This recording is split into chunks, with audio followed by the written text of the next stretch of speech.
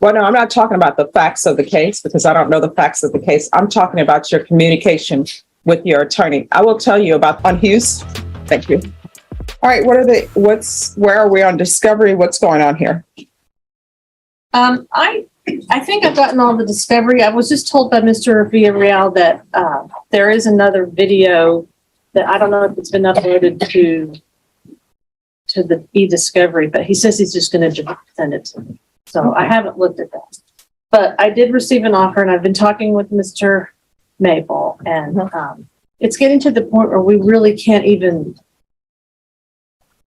communicate productively about this case, and I feel like it needs a different lawyer. All right, Mr. Hughes, what is your issue?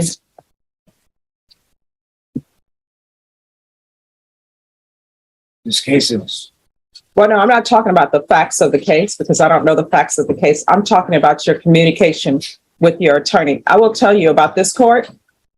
I require that everyone treats everyone with respect. I don't care what your occupation is. You can be a neurosurgeon, you can be the president, you can be the person who does the lawn or the person who delivers the grocery to the grocery store or an Uber driver. Everybody needs to be treated with respect. So my question to you is, what is your issue with your attorney and communication? I just feel like I'm not able to provide her. I can't convince her that Well, here's the thing.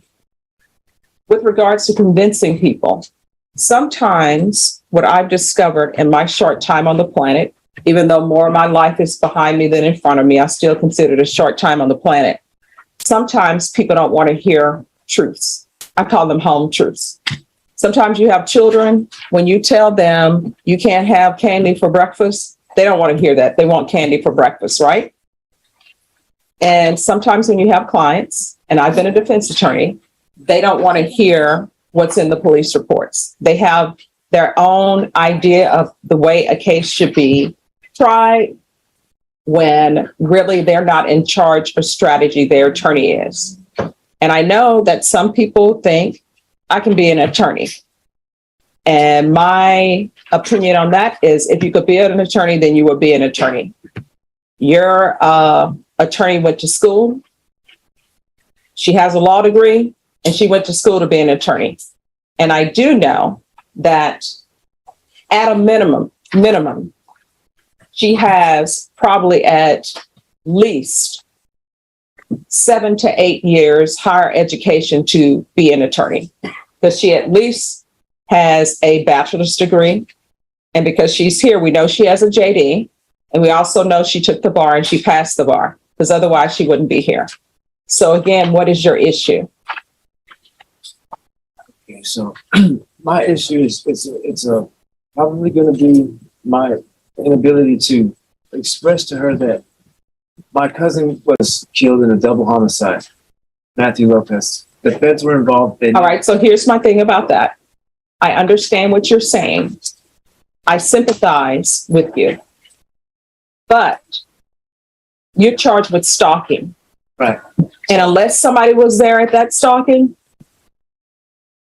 Well, just as a thing, my cousin was killed right after he came home from prison.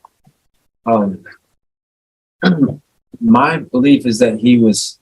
Okay, no. Here's the thing about that. Okay, I'm sorry. I'm sure your attorney would tell you not to speak to me about the facts or what you believe the facts of your case to be. Right. Well, you said respect. So you cut me off twice. Yeah, I am cutting you off because, and I'm cutting you off for your own benefit. Your attorney would not want you speaking to me about what you perceive the facts of the case to be. And let me just tell you why they probably don't want you speaking to me about the facts, because the state is here. The state is going to be putting on a case and prosecuting the case against you.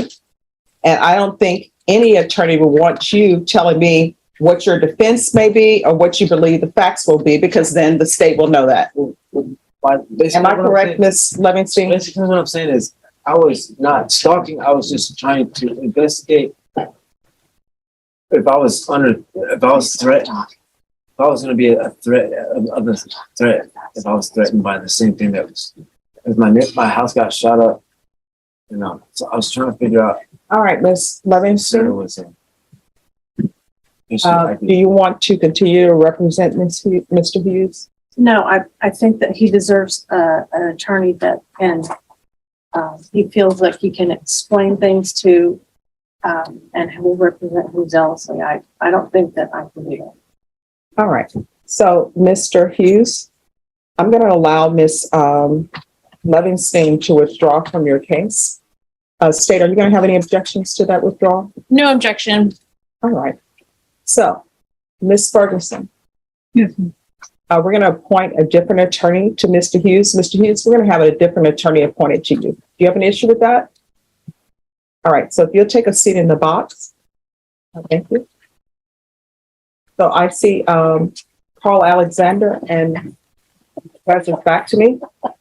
So Carl, if you will speak to Ms. Ferguson. Thank you. Yes. So are you available, Mr. Alexander? Certainly, Judge. I'm working on a plea right now. All right, So I'm on a trial docket. We're going to get taken care of. I'll introduce myself. okay. Obviously, ask for a reset. 'Cause Yes.